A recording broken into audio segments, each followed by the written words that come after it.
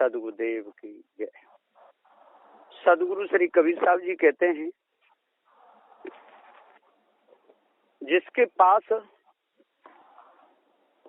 निर्णय नहीं है तो वो निर्णय नहीं कर पाएगा। और निर्णय आता कहां से है? विवेकी संतों के द्वारा। विवेकी जो पारखी संत हैं, उनके पास में जाकर के अहंकार, घमंड, अभिमान इनको त्याग करके यदि सत्संग करेगा तो विवेकी हो जाएगा। और जिसने अहंकार को नहीं त्याग पाया, जिसने मान घमंड को दूर नहीं कर पाया, वो विवेकी नहीं हो सकता है। भक्त तो हो जाएगा, किसी का भी हो सकता है। हनुमान का भक्त हो जाएगा, राम का भक्त हो जाएगा, कृष्ण का भक्त हो जाएगा, विष्णु का भक्त हो जाएगा, महादेव का भक्त हो जाएगा। भक्ति किसी की भी हो सकती है, कर सकता है, लेकिन उसे निज स्वरूप का ज्ञान नहीं हो सकता है। उसके अंदर घमंड है, अभिमान है। वो अभिमान सत्य न्याय निर्णय के शब्दों को अंदर नहीं जाने देता। बिल्कुल बुद्धि का विनाश कर देता है। और बुद्धि जब भ्रष्ट हो जाती है तो मनुष्य पशु के समान है। उसका चित्त चंचल हो जाता है। बुद्धि के भ्रष्ट होते ही चित्त चंचल हो ही जाएगा और मन में नाना प्रकार के विकार आ जाएंगे और मारने को उतारू हो जाएगा। वो सार को समझ ही नहीं पाएगा कि सार क्या है और असार क्या है। अभिमान घमंड में ही वो पूरे समय को गमा देगा। मैं बहुत बड़ा सेठ हूँ, मैं बहुत बड़ा साहूकार। तो अभिमानी घमंडी जो मनुष्य होता है, वो अपना भला चाहता है, दूसरे का नहीं।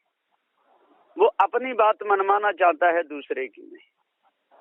वो सार को नहीं समझ पाता। जो असार को जो धारण कर लेता है, उसी को सार समझ लेता है।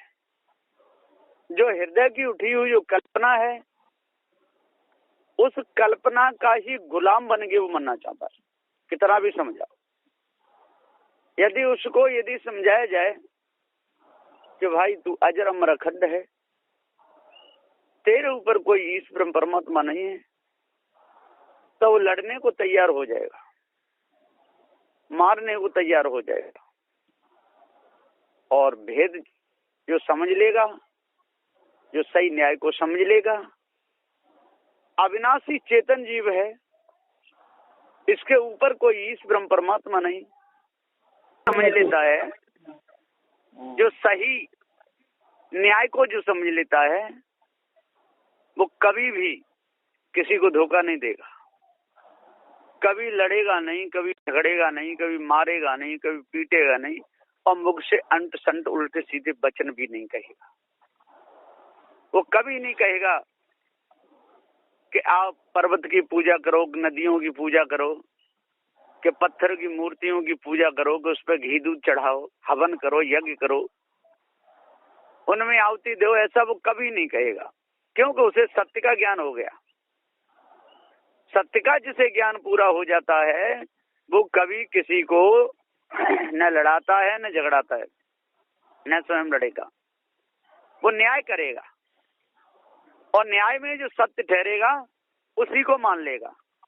लेकिन जो उतारू लोग हैं, जिनको अकल नहीं, इनको विचार नहीं, वो लोग लड़ने लगते हैं, कुछ का कुछ कहने लगते हैं।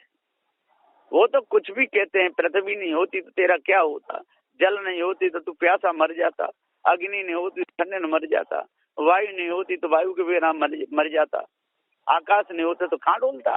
अरे ऐसा, अरे मूर्ख। सदगुरुदेव जी कहते हैं पृथ्वी क्यों नहीं होती, ये तो अनादि है।